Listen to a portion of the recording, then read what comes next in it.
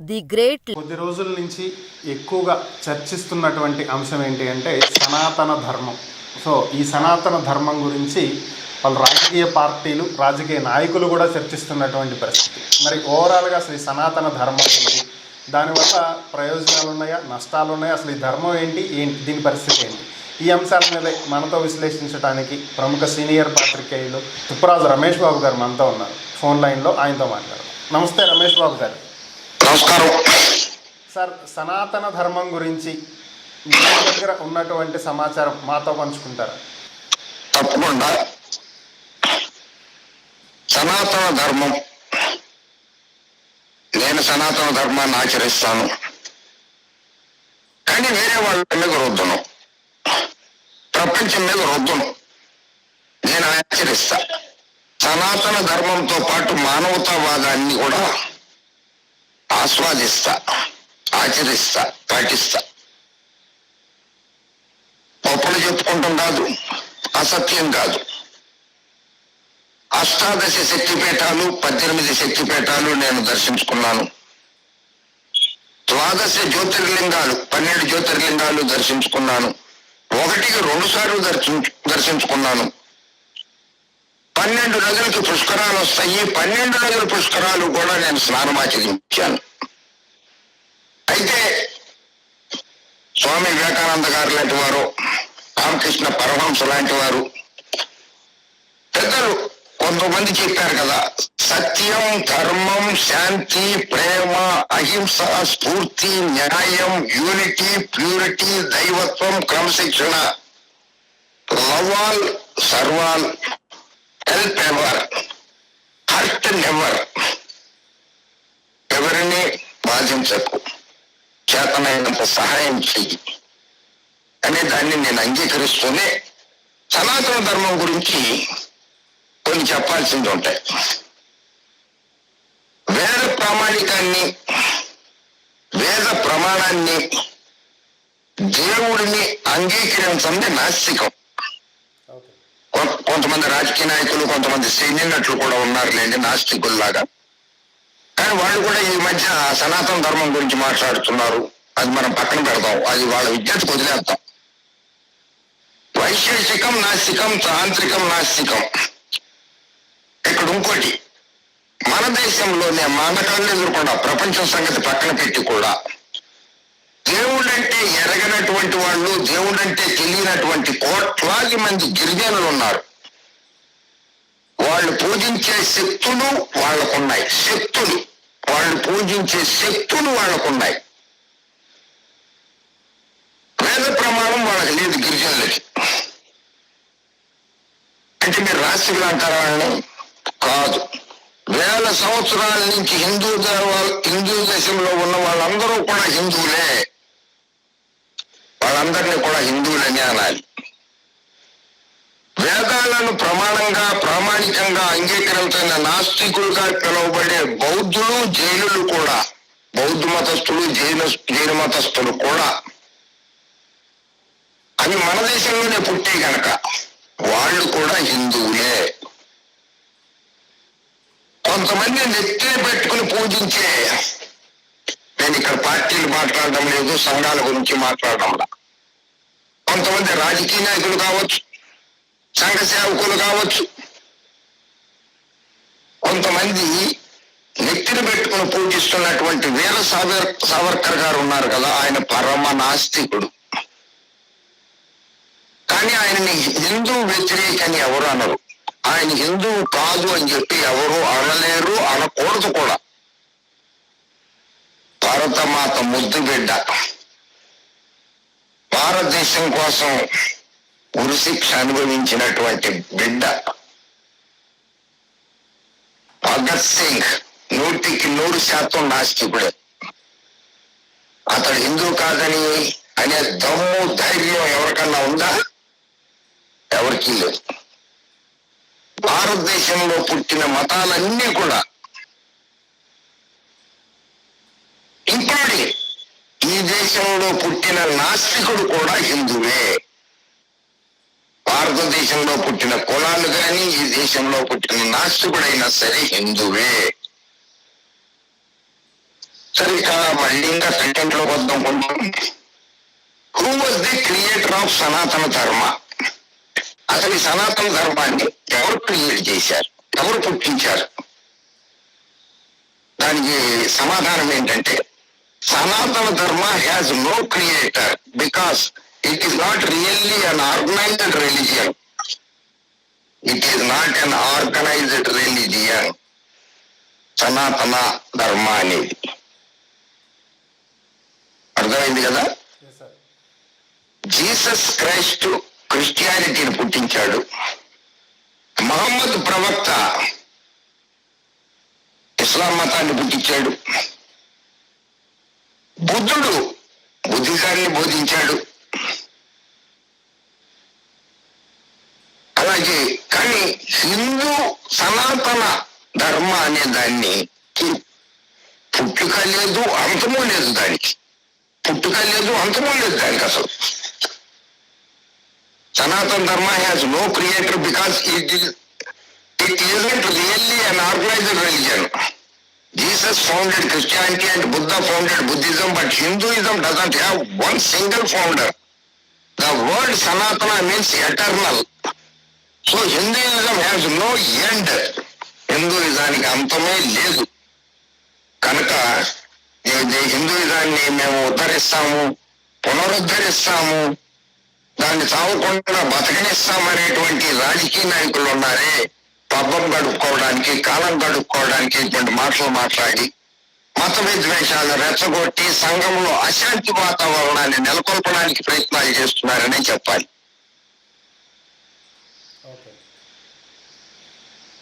However, you could simply say the gods and goddesses like Vishnu, Brahma, Shiva, Saraswati and Durga Mata created Sanatana Dharma.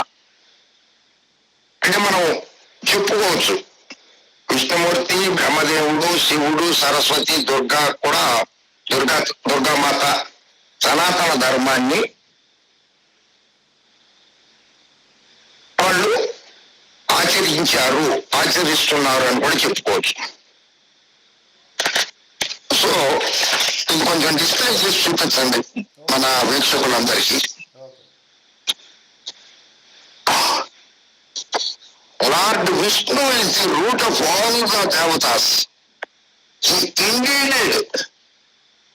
is the embodiment of Sanatana Dharma. శ్రీమద్ భగవద్గీతలో 10-4-39 రాసి ఉన్నది. 2 అసలు సనాతన ధర్మ మహాసభ ఇది display చేయండి అన్న. సనాతన ధర్మ మహాసభ ఏదో ఒక సభ పెట్టేసి సనాతన ధర్మాన్ని ఉద్ధరిస్తున్నాము, మేము దాన్ని కంటిన్యూ చేస్తాము అంటూ సనాతన ధర్మాన్ని వ్యతిరేకించే వాళ్ళ మీద కూడా కామెంట్లు చేస్తూ అసంబద్ధ ప్రకటనలు చేస్తూ ఉన్నటువంటి కొంతమంది రాజకీయ నాయకులు తెలుసుకోవాల్సింది ఏంటంటే ఈ సనాతన ధర్మం అనేది అసలు ఎక్కడ పుట్టింది? అసలు ఈ సనాతన ధర్మ మహాసభ అన్నది ఎక్కడ పుట్టింది? భారతదేశంలో కాదు. అయ్యా రాజకీయ నాయకులారా వినండి, భారతదేశంలో కాదు సనాతన ధర్మ మహాసభ ఏర్పాటైంది. సనాతన ధర్మాన్ని పరిరక్షించడానికి, కాపాడడానికి ఏర్పాటైన మహాసభ 1881 1881 ట్రినిడాడ్ అండ్ టొబాగో అనే రాష్ట్రాలు ఫారిన్ లో to consolidate Hindus and lobby on their behalf. The association however was not known for any significant advances in Hindu organization and development. Other groups existed by the 1920s including the Trinidad Hindu Mahasabha, San Fernando Hindu Mahasabha and the Sanatana Dharma Prabhatak Sabha. అన్ని కూడా ఇతర దేశాల్లోనే, భారతదేశంలో కాకుండా ఇతర దేశంలో పుట్టినవే. ఇది సనాతన ధర్మాన్ని పరిరక్షించడానికి కంకణం కట్టుకున్నటువంటి సంస్థలు 1881లో పుట్టాయి. ఎందుకంటే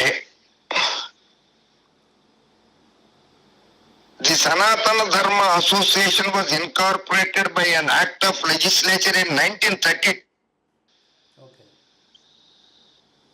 1932లో దాన్ని ధర్మాన్ని ఒక ఒక చట్టం కింద తీసుకొచ్చారు అక్కడ. అది కూడా ఇతర దేశంలో, మన దేశంలో కాకుండా 1932లో ఈ సనాతన ధర్మ మహాసభ ఏదైతే ఉందో 150 దేవాలయాల్ని,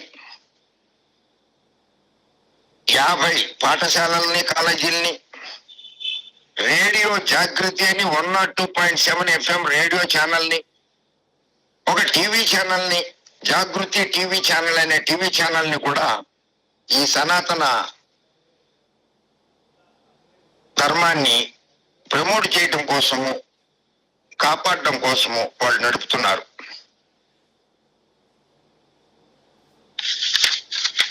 తర్వాత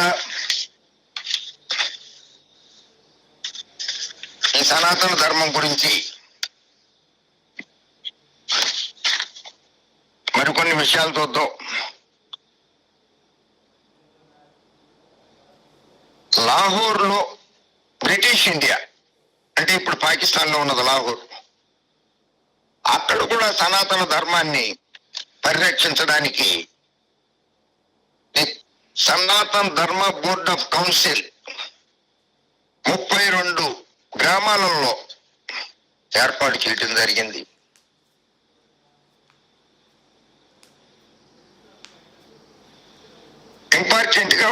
Most important, the greatest development in the Hindu communal activity in Trinidad and Tobago began in 1952. 1952లో మొదలైంది. When under the guidance and direction of powerful Pandit Govardhan JP of Siparika, Old Road in southern Trinidad, British Trinidad and Tobago, who acted as a representative of the Governor General of Trinidad and Tobago at difficult times. 1952లో దాని activities ని బాగా ఉధృతంగా చేసింది. అది కూడా ఎక్కడ? British గడ్డ మీద, బ్రిటన్ గడ్డ మీద.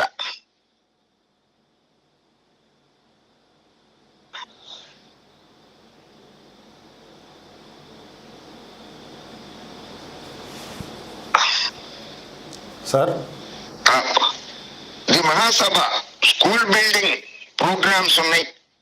Many mandirs were constructed or affiliated. In addition చాలా గుళ్ళు కట్టించారు, దేవాలయాలు కట్టించారు, పాఠశాలలు కట్టించారు వాళ్ళు.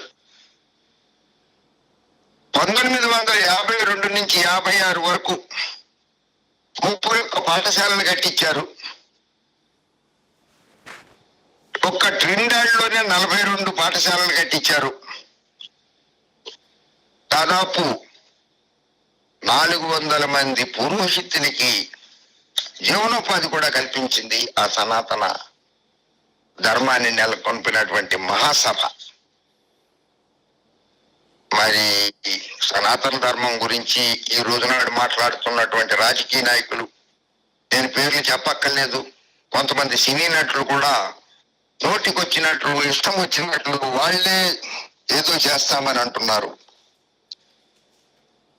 Dharma Sabha history, objective, feature and significance కొంచెం ఇది కూడా డిస్ప్లే చేయండి అన్న. Okay sir. స్క్రీన్ మీద ఇక్కడ చూడండి. ఇందులో వాళ్ళు ఏం చెప్తున్నారు?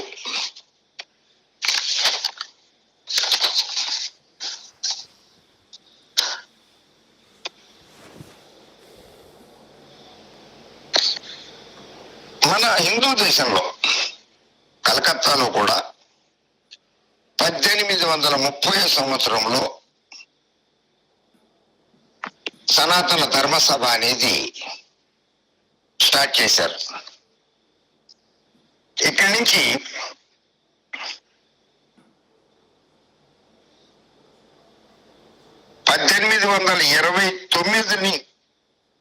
లో లార్డ్ విలియమ్స్ ఒక చట్టాన్ని తీసుకుని వచ్చి ఇప్పుడు 1829 సంవత్సరంలో విలియం బెంట్రిక్స్ అనే ఆయన ఒక చట్టాన్ని తీసుకొచ్చాడు. ఏంటంటే అది సతీ సహగమనాన్ని నిరోధించడం. భర్తతో పాటే భార్యను కూడా చితి మీద పడుకోబెట్టి దహన సంస్కారాలు నిర్వహించడం తప్పు, ఇది మానవత్వం కాదు అని చెప్పి ఆయన ఒక చట్టాన్ని తీసుకొస్తే ఆ చట్టాన్ని కూడా వ్యతిరేకించినది ఈ సనాతన ధర్మ మహాసభ. ఆ చట్టం తీసుకొచ్చిన ఆయన పేరు Lord William Bentinck. Socio religious practices ఇక్కడ చాలా అండర్లైన్ చేసి ఉంటుంది. అది సోషియో రిలీజియస్ అనేది సంఘ సంస్కరణలు అనేది కూడా సనాతన ధర్మంలో ఒక భాగమే. రాజకీయ నాయకులారా అర్థం చేసుకోండి, మీరు సినిమాల్లో నటించినంత ఈజీ కాదు ఒక సనాతన ధర్మం గురించి మాట్లాడటమో లేకపోతే చట్టాల గురించి మాట్లాడటమో. ఇది సోషియో రిలీజియస్ అంటే సంఘ సంస్కరణలో కూడా ఉన్నది. ఈ సతీ సహగమనాన్ని ఆపడం సంఘ సంస్కరణ కాదా? ఇది